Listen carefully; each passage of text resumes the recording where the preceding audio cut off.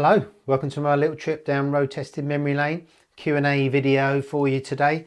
Thanks to everyone for all your comments and questions as always. Thanks for your positive reactions for the Yamaha Super Tenere video that went out the other week.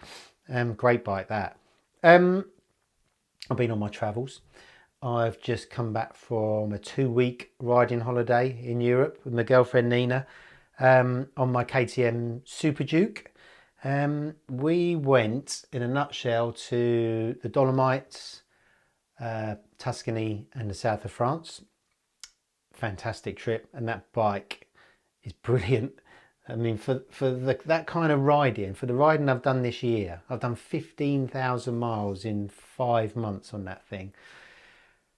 Track days at Donington and Brands and Spa, Nürburgring.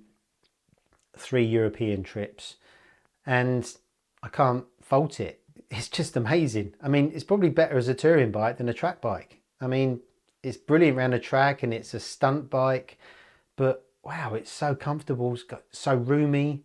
The comfort seat on it's probably the most comfortable seat I've used on any bike. It's quieter in the wind than an adventure bike. It's just, yeah, very, very impressed. And some of those roads up in the Dolomites, the mountain roads there, the Muriglione Pass that goes from Forlì to Florence near Rimini is just amazing. And in the south of France, in Antibes, where we stayed for a few days, it was just T-Max Central. And that makes me very happy because I love a T-Max. One of my favourite bikes. But being away meant I missed a lot of motorbike racing on the telly. MotoGP, I missed 3 rounds. I missed the Misano 2, Mandalika and Japan. And World Superbikes, 2 of those and a BSB. So I've been frantically trying to get through them all, even though I knew the results, because if you go anywhere near social media, they're there. It's fair enough. But it made me think, trying to sort of get through all that racing, especially MotoGP, I wondered if there's too much racing. Now, I've probably watched every MotoGP race and 500 Grand Prix race since the mid-80s. I love it. But, you know, maybe it's a case of too much of a good thing. Does so many races make Grand Prix lose their shine a little bit? You know, especially when every race has basically got the same 4 or 5 riders up front, as it always does, you know, even back in the Schwantz and Rainey days. But I think back then, because you'd only see the races a little more infrequently, there was less media surrounding the races. So every time you got to see a snippet of racing or a picture or something like that, it was that much more special. And I think MotoGP has kind of lost its specialness now. World Superbikes is brilliant, but their race schedule, their calendar is absolutely all over the place, which is a shame because, wow, the racing's really good. And then BSB is superb. I mean, what a staple. You know, when you're choosing what races to catch up on, you know, I go to Grand Prix first and then World Superbike, then BSB. And you kind of think, oh, BSB, but then you watch it and it's brilliant. The coverage, the tracks, the way the tracks are, the close racing, how those superbikes don't crash with no electronics, which is interesting. Although it's not actually rocket science, because the way those bikes are mapped means that they're relatively safe where they need to be without the need for traction control. All clever mapping. So that was interesting. And then, of course, over the last week, there's been an announcement of the bike that has been eagerly awaited, Yamaha R9. And it looks pretty good on paper. I think we're going to get to ride it next year at some point. But it's definitely not watered down.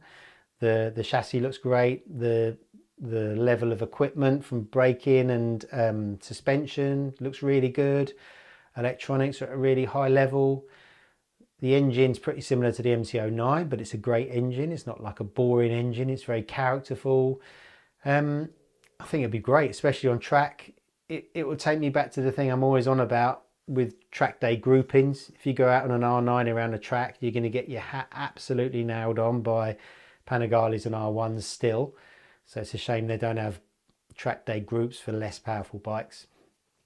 But it's interesting. I think also it's probably the closest that a manufacturer's come to making that sweet middle ground between a super sport bike and a superbike, like my GSX-R 750. So it'd be really interesting to find out what that's like. But anyway, let's crack on with some questions. First one is from R. Hello R. Do you think 100 bhp bikes are about finished with all the 50 mile an hour and 20 mile an hour zones with average speed cameras? I've just come back from 4 days in the lakes and it's mostly 50 miles an hour. Well, that's interesting, isn't it? I mean, who even needs 100 horsepower? You know, really, we could all zip around on 15 horsepower 125s and do all the speed limits and probably have more fun doing so. But I think motorcycles are more than just about the engine capacity and the engine power. I think that's just a very small part of it. I mean, if I just take my KTM as an example, that's got 180 bhp and I never use more than a fraction of it, especially on a trip like I've just done, 2 up touring. You know, the throttle's probably never open more than a few millimeters, but the speed it can gather is so much more effortless because you've got so much more grunt. You've got a physically big bike that's roomy, that you can put luggage on, that you can put a passenger on. You've got a bike with a really good chassis that can handle all that power. So you've got a chassis that makes the bike handle superbly in corners. You've got amazing brakes, you've got amazing grip, you've got all the technology, you've got a really nice coloured dash, all those things that come with more powerful bikes. Usually you get higher spec and more room and all that kind of thing. So I think if someone who didn't ride motorcycles looked at the bare face facts and looked at power and speed limits, I think they would immediately say, no, you don't need all that power. But I think if you actually ride a motorcycle, you realise, especially if you're honest with yourself, you don't use anywhere near the power your bike's got, but you enjoy all the rest of the stuff that a sort of a big powerful bike can give you. So I hope they're not finished 100 bhp plus bikes. I mean, they're fun. 100 bhp in a middleweight like an MT-09 or whatever, that makes a bit more, a street triple, probably the most fun you can have in small doses. But I think as a bike to sort of do more on, if you want to do sort of a bit of travelling, I think bigger is better. But yeah, it's an interesting point. It'd be interesting to see what you think. But thanks very much for your question. Next is from Mr. Seensy.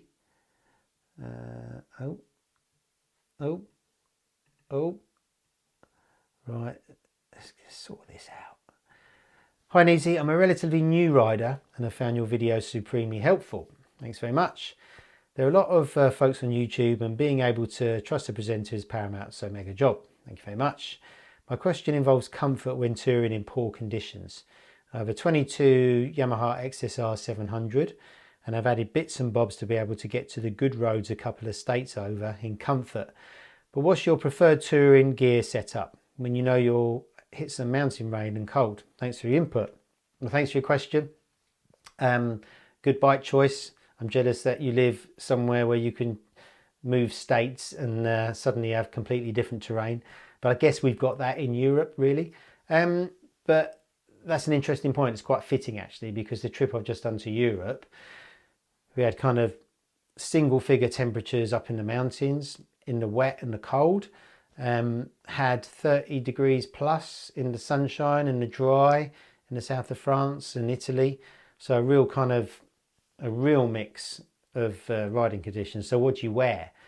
I generally wear exactly the same thing unless I'm in the absolute depths of winter. I wear the same thing. So I don't really like wearing adventure gear like the full textiles, even though they're really practical and even though we have to wear them on MCN tests to match bikes, match adventure bikes or match touring bikes. I think they're too frumpy and too hot when it's hot, although I appreciate their warmth in the cold. So I generally just wear lots of layers. So kind of from the top down. On this trip I've just done, I wear a base layer, summer base layer, and then I've kind of got a thermal top to go over that. I've got a mid-layer zip up top to go over that. I've got a jacket, which is kind of a textile, kind of sporty kind of jacket that's relatively short and doesn't flounce around over that. And then a waterproof jacket over the top. So if it's really bad, I'll be wearing all 5 layers.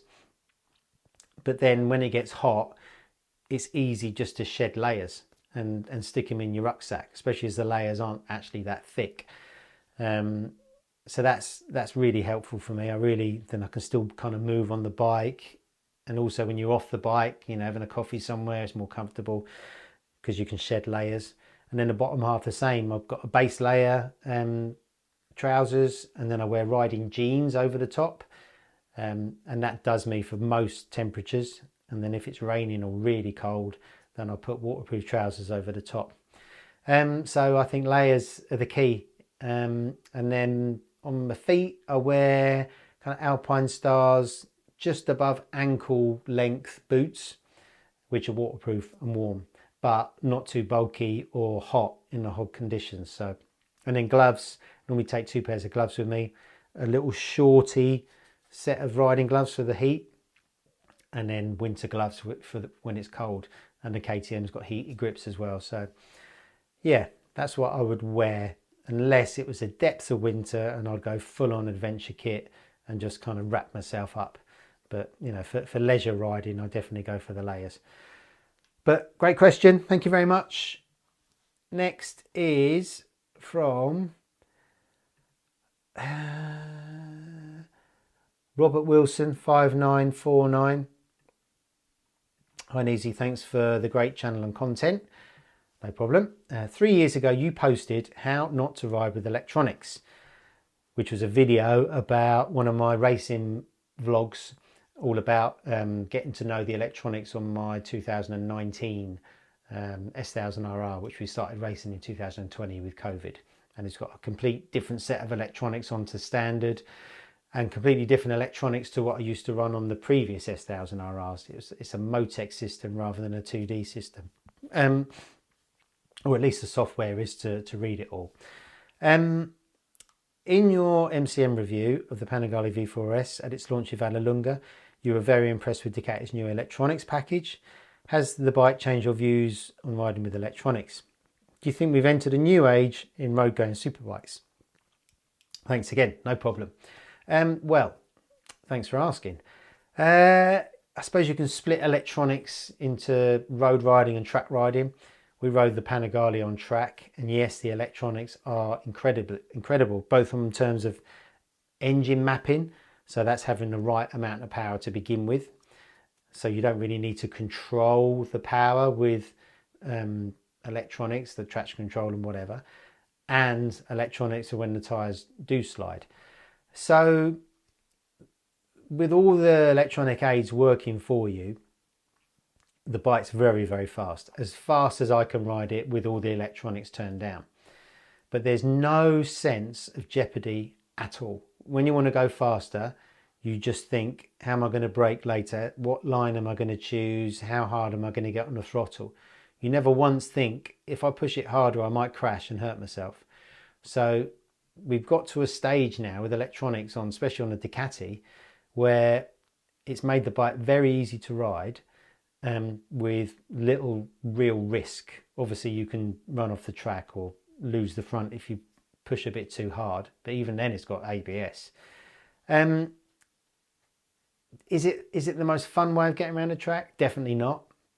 But if you just want to do lap times, that's the bike to get. So if I was racing that bike, I would definitely use all the electronics to the full, because it would give me brain space to concentrate on going faster, and it would take the risk away because you need to go to work on a Monday morning. And also maybe if you're at one of these kind of European track days that goes on for a few days where you've got all everything's got a transponder on it and your lap times are recorded.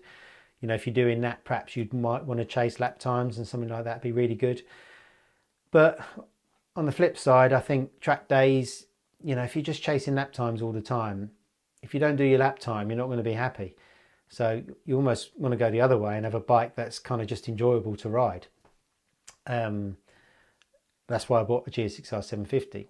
The only problem with that is that you're sharing bikes that are really good, that are absolutely going to monster you down the straights, which isn't as enjoyable. But yeah, it's an interesting thing with the electronics. Those electronics are much better than the electronics that I had on my BMW race bike by a long way. As for electronics on the road, I think it's slightly different really. You're not using electronics on the road for performance, you're using it more for safety.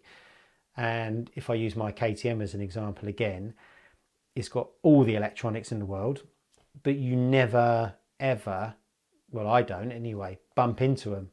I can't push that bike, and I don't want to push that bike hard enough on the road to activate the traction control or slide control.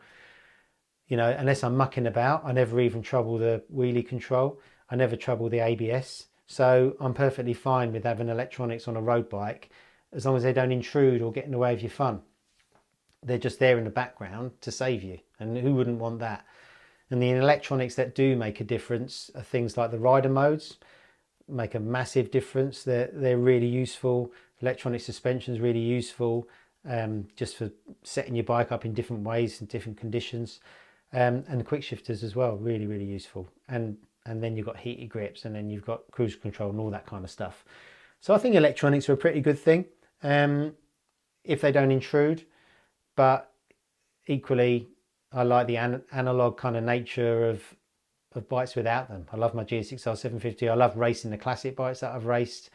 You know, it's more rewarding going fast with no electronics, that's for sure, but a lot safer going fast with. But I think it's a debate that's going to rage on, and I don't think new bikes are going to be sold really without electronics now. Not only is it kind of a selling point, I think, you know, the manufacturers kind of feel responsible for making bikes as safe as they can now as well as performance bikes. But what do you think? What do you think about electronics? Thanks very much for the question. Right, next one is from Michael Smith, PD5PT. Hi Neezy, first thank you for your content. You made me look at buying a GSX-R even though I still have a bemoted DB8 and V2 Street Fighter. You're responsible for those two in my garage as well. That nearly turn a wheel. No problem. My question is, what was it like dealing with Ducati race engineers on the new Panigale test when analysing data in comparison to how you used to analyse data with your previous BMW race bike? Was it a massive leap in dealing with professional top-level engineers to a more national level ones? Well, yes, part of that Panigale test, we each had our own data engineer, which I think is really useful and really interesting, but it was kind of a, I don't know, just sort of a nice fun thing to have, that kind of Ducati laid on really to improve our experience with the bike. The thing I'd say about it is the data that a road bike can record is pretty comprehensive, but it's still relatively basic compared to a race bike. So for example, that Panigale didn't have suspension sensors, didn't have you couldn't measure suspension travel, so you would never have been able to have set that Panigale up using the data to help you kind of set the damping rates or the spring rates or anything like that. But in that scenario, we didn't need any of that anyway, because I think we had 6 sessions on an unfamiliar track, on an unfamiliar bike, where you're naturally going to get faster anyway. And it's a shame really, because the guy I was with is one of the data engineers for Alessandro Valia, who's the Ducati test rider, and you know, he'll definitely know his onions. So less of a benefit on a Ducati, but I really wish I'd have had somebody like that to help me with my BMW when you've reached your ceiling, you've reached what you think the bike's ceiling, you can't go any faster. Then you start to use data to figure out how to go faster. Whereas I think, you know, on that launch, we weren't using data to realise how to go faster. And to be honest, with the amount, I think I've touched on it before at launches, with the amount of work we're doing at the launches, what you need to be doing between riding sessions is making videos, making notes, feeding the social media machine, all that kind of stuff. You don't really want to be sitting down with a data engineer trying to figure out how you're going to go faster, because it doesn't matter. But it was really interesting. You know, I recognised all the data from my BMW. You know, you could tell front and rear wheel speeds to see how much traction control you needed to use, how much traction control was pulling the power back. You could see that, so you could judge whether to turn the traction up or down. You could see gear position, so you could see if you're using the right gear in the corners compared to faster riders. You can see throttle position as well.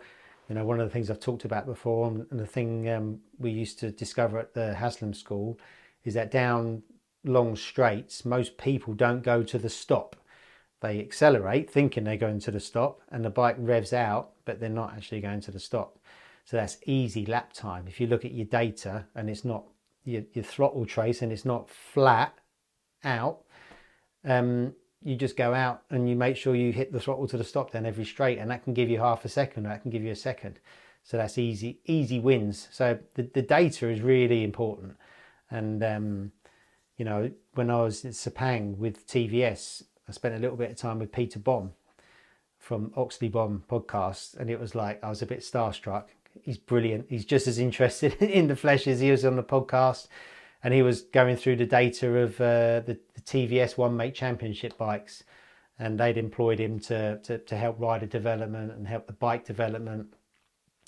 And it's fascinating. Data is really important, and it's a really useful tool to set your bike up and to go faster. But I think in that scenario, in that launch scenario, it was more a bit of fun than anything, because you know, the priority is writing your road test or doing your video rather than having a lap time at the end of it. There's time for that when you're racing. But yeah, great question. Thank you very much. Next one is from Mad Chalet. Thanks, Neezy. You are typically quite modest about your skills, knowledge and insight. Part of what makes listening to exactly that such a pleasure. Thank you very much. And today, speaking of lap times, you put off the notion that you'd even be interested in going for it, which I totally get. But it made me think that once upon a time in your early days as a journo, that you might have gone for it, testing your limits as well as the bikes. And I think a lot of us are older riders. Seems the riding demographic has shifted towards older folks. I myself, who are in my 60s, hard to believe, who have mellowed over time. Maybe that's a topic of interest to you and us, what it means to be an older rider. Cheers. Well, yeah, great question. Yeah, we're all getting older, aren't we? Day by day, hour by hour. And I think that I sort of sit in I'm 54. I'm kind of sitting in the middle of the demographic of the average rider now. Most kind of riders are between 50 and 70, I suppose. You know, they're the age people that watch these videos and that buy MCN, and you know, it's a shame there's not more younger riders coming along in such big bulk. And 100%, we all change as we get older. You know, I'm a very different person now to when I started MCN at 32. When I just wanted to prove myself and I just wanted to go fast. Your priorities change, don't you? Don't they? You know, I bumped into an Indian journalist at the TVS launch called Saga, who's a lovely guy, and he just wants to be the fastest journo. And I kind of remember me thinking a similar thing when I was 32. You know, when I joined MCN, there was all these amazing journalists that had come before me, the people that I'd looked up to, and you know, because I'd won the job in a competition and I never really thought I was worthy, my way of proving myself was try to be as fast as I could. So you know, I was hell-bent on trying to make that happen, really by going racing.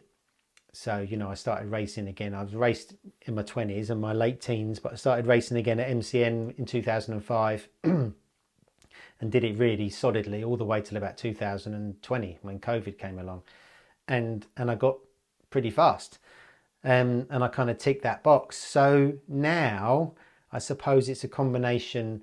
You know, when I was at that Ducati launch and I wasn't that bothered about lap times, maybe a bit of it was I'm getting older. Maybe a little bit of it is kind of, you know, I've been there and I've gone down that road and I've set the fastest lap flag Did it make me any happier? Not really. It's pretty superficial, isn't it? But also I think that what the readers want has changed. You know, when I was doing group tests, when I was 32, 33, 34, in the mid noughties, when superbikes and super sport bikes were the absolute be all and end all, how fast they went around a track was so important, how much power they made was so important, how fast they went. It was all about speed and power and lap times and all the rest of it. And yeah, you would try and go as fast as you can, and that would be what really chose the winner of a group test in a lot of ways, the bike's speed. But I think that's very different now. You know, maybe it's because I'm a lot older, but when I was at that Panigale thing, I was thinking, well, you know, these bikes are so much faster than and better than we are now. Even, you know, when I was racing and doing really well, I still don't think I could have pushed a Panigale V4S anywhere near its limit. And you only have to look at Pecco Bagnaia and all the Grand Prix riders that ride those bikes at the Misano Racer Champions. You know, they can lap within 3 seconds of their Grand Prix bike. So the bike's at such a level, you kind of almost think to yourself, well, you need to start talking about other things rather than out and out lap times, because it's a given that those bikes are fast, isn't it? You're kind of more talking about what the bikes have got, how easy they are to ride, how the electronics affect how the bikes behave and all that other stuff. And I think that, you know, trying to chase lap times maybe isn't what people want to read about or want to know about anymore, because, and also, we're just journalists. We're not racers. If we were real fast racers, we'd be real fast racers. We're just journalists. So, you know, maybe my sort of thought process has shifted a little bit from being a lot older. But yeah, lap times aren't the be all and end all for me anymore, unfortunately. It's weird, you know. That used to be everything to me, but you know, I suppose I've grown up a lot now as well. So, but that's not to say I still don't like riding fast on a bike, and I've still got my race bike. And you know, when the time is right and when there's no pressure for work, I still like to razz around a little bit. But yeah, that's brilliant. Thank you very much for your question. Right, how many more have we got? This is the last one, you'll be pleased to hear, from Ian Nicole 3154. Thanks for your question. This is obviously an old one. Following on from your recent question about suspension setups on launch bikes, and given your extensive experience of testing bikes, have you ever been approached by a manufacturer for your opinion on their products, away from the review process? Would you ever consider being a test rider for a manufacturer? Love the vids, keep on trucking. Thank you very much. Well, a couple of things there. Yes, I was approached by a manufacturer in 2020, I won't say which one, to be a kind of a test rider for them. The manufacturer's test riders, the bike's evolution go through a number of prototype stages. You've kind of got the prototype 0, I suppose, which is kind of the most roughest and readiest kind of start to a bike's life, where it's probably a new engine in an old chassis, or an old chassis in an existing engine, or whatever. And then it goes through different prototype stages, like there'll be a prototype 1, prototype 2, prototype 3 maybe, which is almost finished, and then there'll be the full production version. So for some manufacturers, it's important to get a fresh pair of eyes on a bike as it's going through its production or prototype process, because, and we can all relate to this, you get used to any bike. And you know, that's highlighted when we test bikes and say, oh, this is wrong, this is wrong. You'll have the owner of that bike will get quite upset, because they'll say, well, actually, it's all right, there's nothing wrong with it. You're exaggerating that problem or whatever, because it's so easy to get used to a bike. And one of the good things about when we do group tests, and you know, the way we approach our testing, is that you don't get too used to a bike. You're going from bike to bike to bike, and you can see the differences really, really easily. There's very rarely any bad ones. So this particular manufacturer does employ normal riders to come and ride their bikes to kind of judge what they're like in normal conditions and at normal speeds, because sometimes these test riders are amazing test riders, but sometimes they can't relate to what a normal rider feels on a bike, because they're probably doing something different on the bike at any given point of a corner than what a less experienced rider would be doing. So they're kind of riding a different bike anyway. And there's loads of amazing test riders, which is why most bikes are really good out the crate. So I wouldn't criticize any test riders, but sometimes manufacturers will like a fresh pair of eyes just to see if they haven't missed anything obvious. But I ended up not doing it because COVID kind of got in the way, and kind of lost momentum with dealing with this company. But something I'd like to do, and something I've always thought about. Sometimes when you're on press launches or ride new bikes and there's something wrong with the bike and you think, wow, how comes they never notice this? But we never really get asked our opinion on launches from manufacturers about, problems on bikes really. And if we did, I don't think what we say would ever influence the next bike, because when you're at the launch of a given bike, that next one is probably almost finished anyway. So they couldn't really do much about it. So yeah, it's an interesting one. I'd like to do it one day, maybe one day in the future. But no, great question. Thank you very much. Yeah, and that suspension question that you kind of talked about was about suspension settings on press bikes. So, in a road launch, most of the bikes will probably be tweaked slightly to suit the conditions. The same on track launches. And to be honest, unless a bike's completely way off, you generally don't need to touch the suspension. And with some bikes, the range of a suspension adjustment is so small anyway, it wouldn't make a massive difference or kind of materially change your opinion of a given bike. But thank you very much for your question. Think that's it for this week's video. Thanks very much for watching. If you enjoyed it, please like and subscribe, and stay tuned for more videos like this coming very soon.